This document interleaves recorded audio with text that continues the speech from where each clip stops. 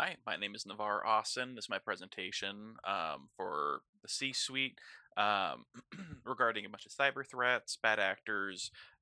This is for my Cyber 505 class, Cyber Warfare and its Applications at Grand Canyon University. So let's get on into this. To start, we're looking at APTs or Persistent Threats. Um, these are bad actors typically looking at sending most of the time as like social engineering kind of things, where spear phishing emails, anything like that. They try and find who would be vulnerable within the organization and kind of work their way through it. So once they get, like I say, a phishing email through and they're able to gain access to accounts, they would start leaving backdoors in there, move laterally throughout the organization to gain as much info as they can. And then they would extract all that info at one time. And that's just to ensure that there isn't too many alarm bells going off.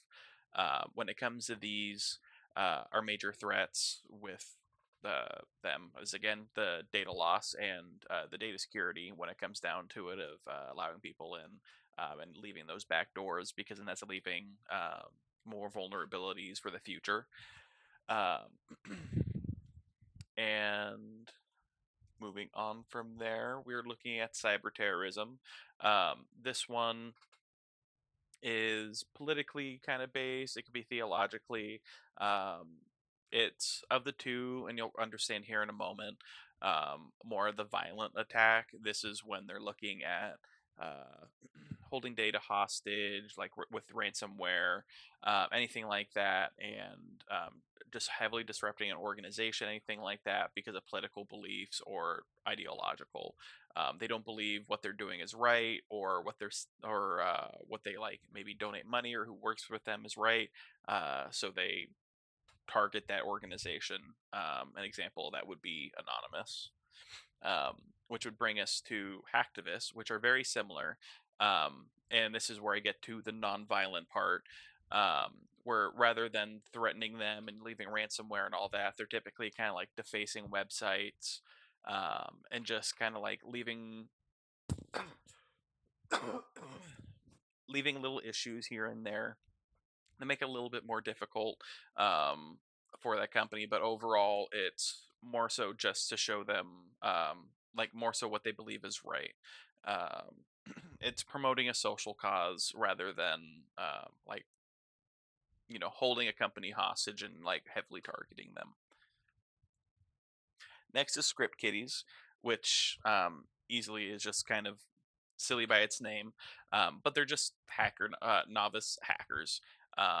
They lack really in-depth knowledge on any of the information that they're using, any kind of in-depth knowledge as to like the applications, the tools, the scripts that they're using. They just know it works, and that's what they use.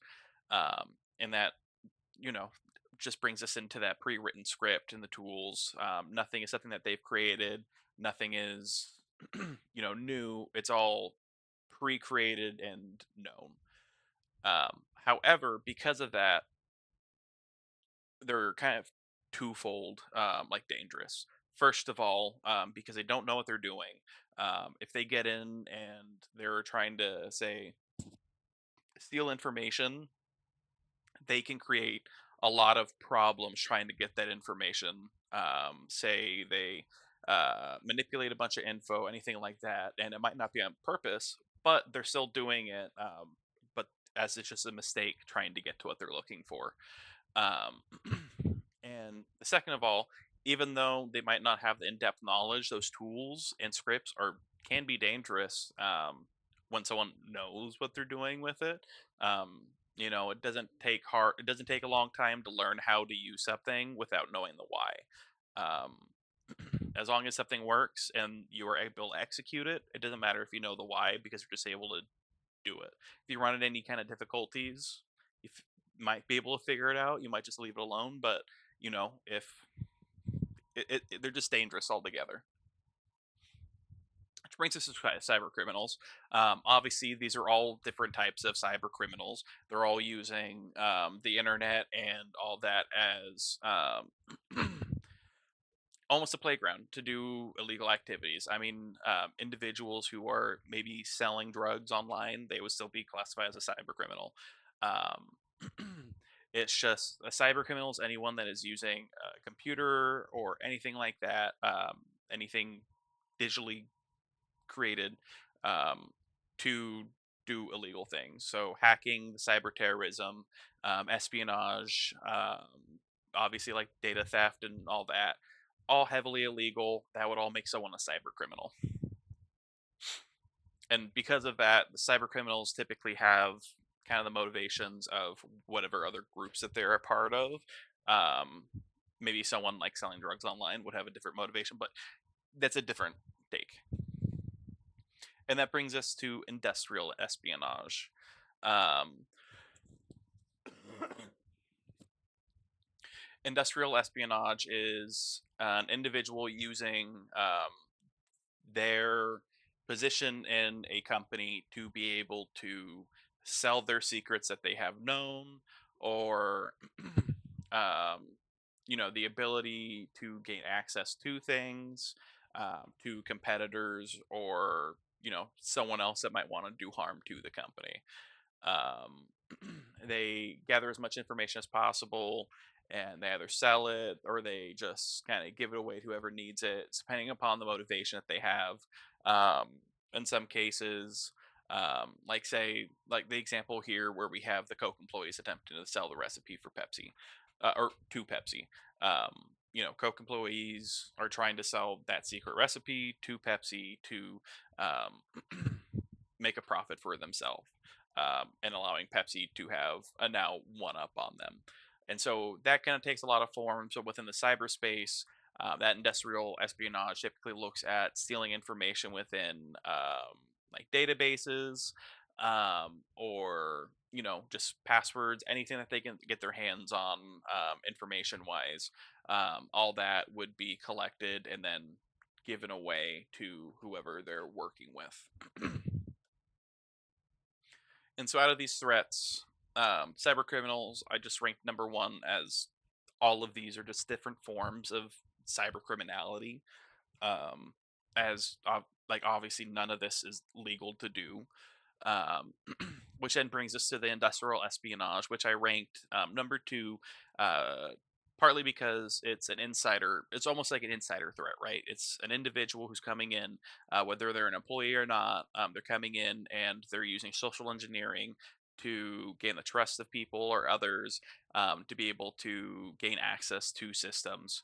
And so while they might not have the most like technical knowledge when it comes to like like the scripts or anything like that, that information is at least sellable to someone else, or useful to someone else regardless of the circumstances. And so I would rank that pretty high, which would take us down to cyber terrorism in third. Cyber terrorism, there's a bunch of different techniques that they could be using for it, whether it's using ransomware, um, malware, anything like that, just to disrupt that normal workflow and having control over it. And because of that, they typically will gather as much information that they can to essentially blackmail the company into providing them money, resources, anything that they're looking for in that circumstance.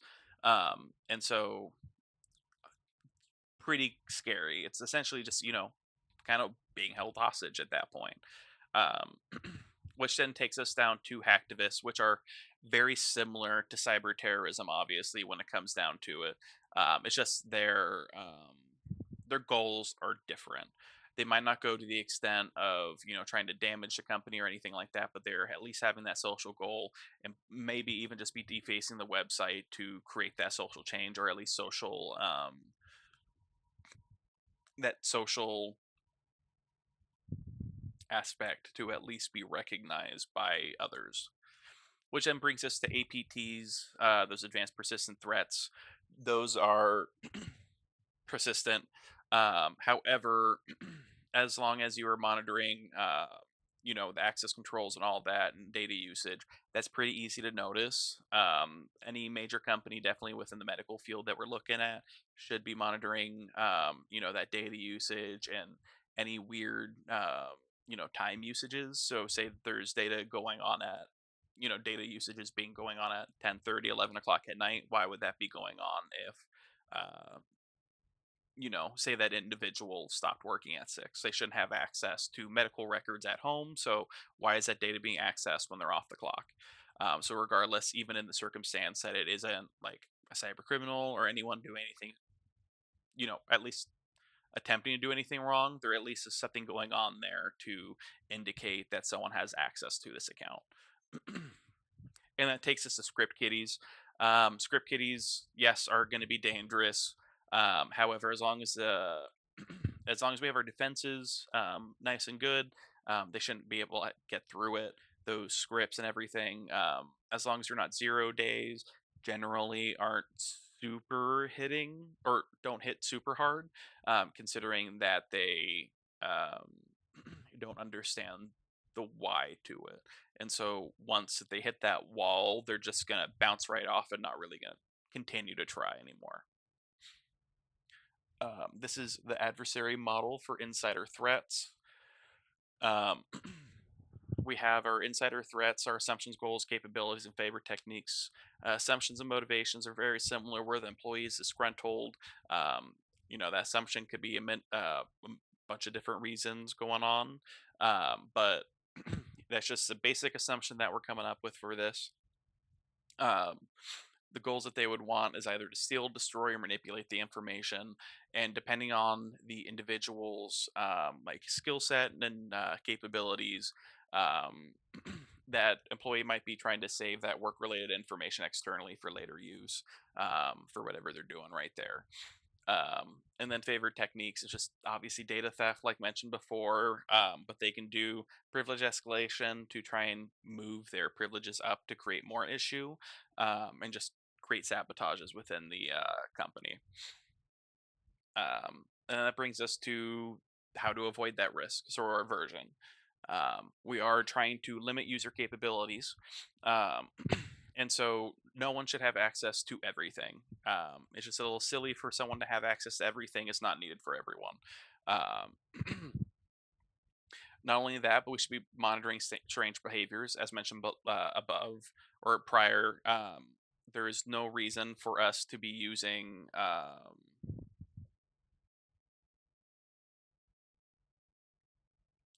those accounts, say, at 12:30 at night or anything like that. If an employee gets off at like 6, 7 o'clock, um, they shouldn't have access to it. Again, this is a medical company. um, HIPAA, there shouldn't be anything going on further than the clock. And then because of that, we should also have our security event recording. Anything that seems suspicious should be automatically like recorded and time stamped to be able to go back and recognize what was going on.